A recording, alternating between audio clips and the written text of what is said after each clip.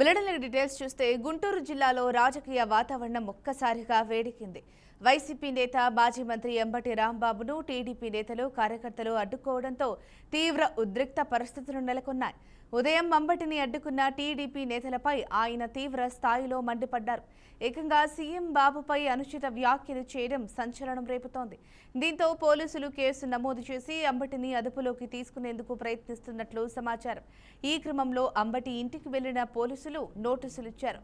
Ambati arrest అవుతున్నారనే పుకార్లతో ఆయన ఇంటి వద్దకు వైసీపీ శ్రేణులు చేరుకున్నారు.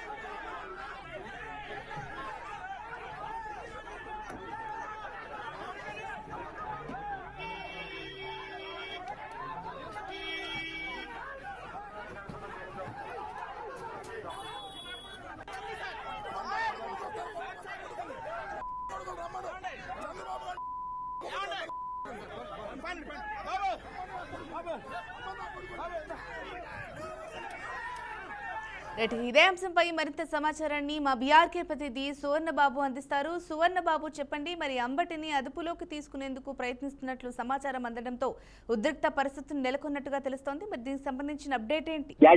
గుంటూరు జిల్లాలో గోరంట్ల ఎన్టీఆర్ విగ్రహం సమీపంలో టీడీపీ నేతలు కల్తీ నెయ్యిపై అంశంపై ఫ్లెక్సీలు ఏర్పాటు చేయడం అయితే జరిగింది. ఆ ఫ్లెక్సీలు ఏర్పాటు చేసిన దాన్ని అంటే తొలగించాలని వైసీపీ నేత నిన్న అంబటి రాంబాబు నిన్న డిమాండ్ చేసినట్టే తెలుస్తుంది. గోరంట్ల వెంకటేశ్వర స్వామి ఆలయానికి వచ్చి జరుగుతున్న విష ప్రచారాన్ని ఆపాలని, తెలుగుదేశం నాయకులకు దేవుడు మంచి బుద్ధి ప్రసాదించాలని ఓ ప్రత్యేక పూజలు చేపించే సమయంలో అయితే ఆ మాట చెప్పకముందానే పరిస్థితి పూర్తిగా మారిపోయింది అనుకోవచ్చు. అంబటి రాంబాబు గోరంట్లకు వస్తున్నారనే సమాచారంతో తెలుగుదేశం నాయకులు అయితే కావచ్చు, కార్యకర్తలు కర్రలతో సిద్ధమయ్యారు. అయితే ఈ ముందుగానే తెలుసుకొని అంబటి రాంబాబు వస్తున్నారనే సమాచారంతో ఒకటే ఉద్దేశపూర్వకంగానే అక్కడికి చేరుకున్నట్లయితే తెలుస్తుంది. ఇక్కడ మరొక కీలక అంశం చూసుకున్నట్లయితే భారీ సంఖ్యలో పోలీసులు మోహరించినప్పటికీ ఆ తెలుగుదేశం కార్యకర్తల చేతుల్లో కర్రతలు అయితే కావచ్చు, ఇవన్నీ చోద్యం చూస్తున్నట్లయితే తెలుస్తుంది. తెలుగుదేశం నాయకులు కార్యకర్తలు మాత్రం ఒక్క మాట కూడా మాట్లాడకుండా కర్రలతోనే అక్కడే నిల్చున్నారు. ఇదే సమయంలో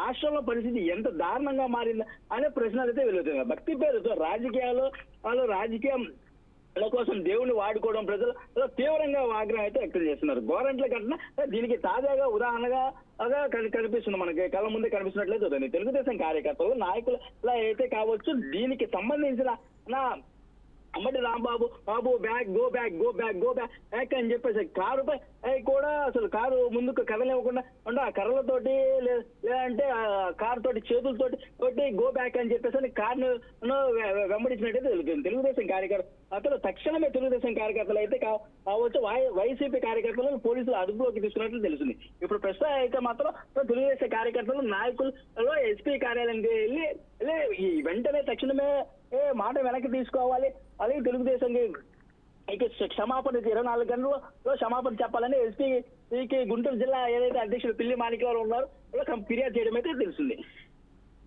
right, thank you Suvarna Babu for the update.